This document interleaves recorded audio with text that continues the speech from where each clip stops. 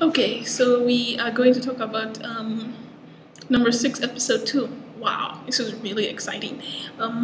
So from the last episode, you know that Shion and Nezumi they cut Nezumi from the last episode. The authorities got him, and then that had really bad repercussions for Sion.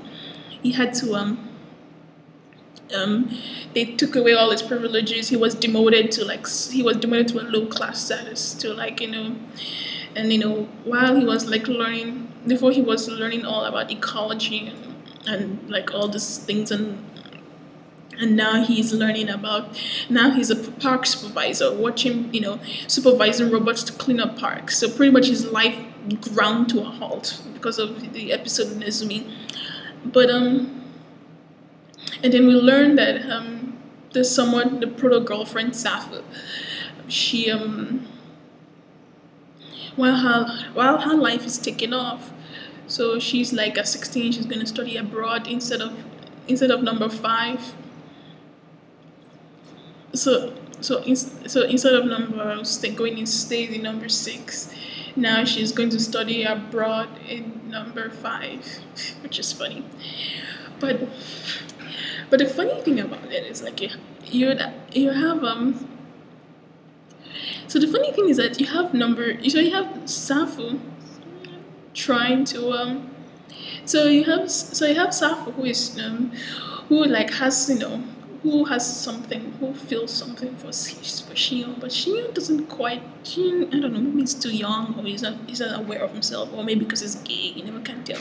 Doesn't quite feel it. But Safu like tries to deal with the tension in very very clinical terms, which is really funny.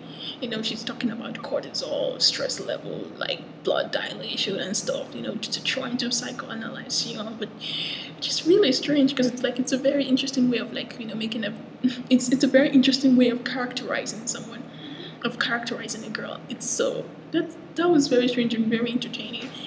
And then and then this part where she asks Simon, like, "I want your sperm." I thought, really? Did she just say that?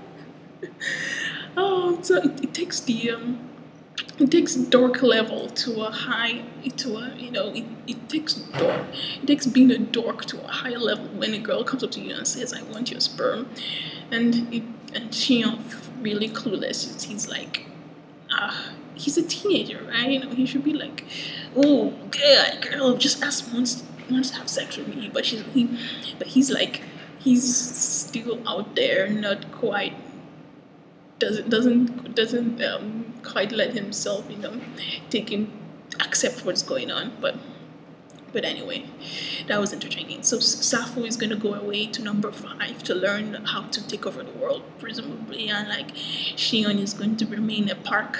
Is going to be remain a park attendant.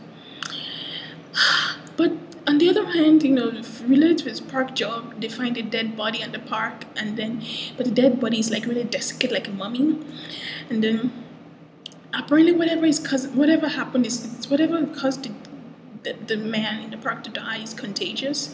So his workmate also dies the same way.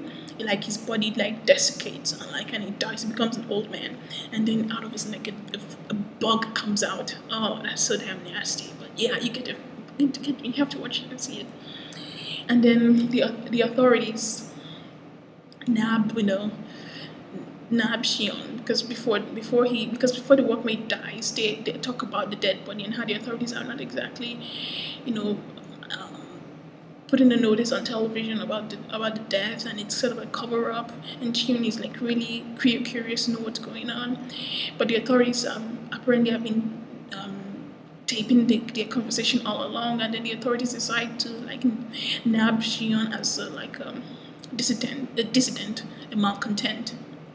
And so they take him off to prison. They're going to take him off to prison, but before they take him off to prison, the Nezumi guy who he saved like 4 years earlier comes on the scene and like pretty much saves his ass. That was pretty cool. Um, yeah, that was very exciting when they get out of the car, and then there's this whole sequence of them running away from the authorities and doing like unrealistic stunt sequences, but whatever. But anyway, but in the end, you learn that what whatever world you're living in is a fake world, and there's a real world out there. The real world, which is looks like an industrial wasteland, and that's where and that's when Nezumi leads Shion to, and now there's gonna be a interesting thing on what's gonna happen next. So I'm really excited for the next episode. I hope you guys should watch it. If you're still worried about the shonen ai content, the boys love content, there's really nothing there. So I don't know. I would say whatever shonen ai content there is really minimal. It's really action filled and it's really exciting. So whatever, ignore your prejudices and just watch it. But yes, this is really good. So you should definitely watch number 6.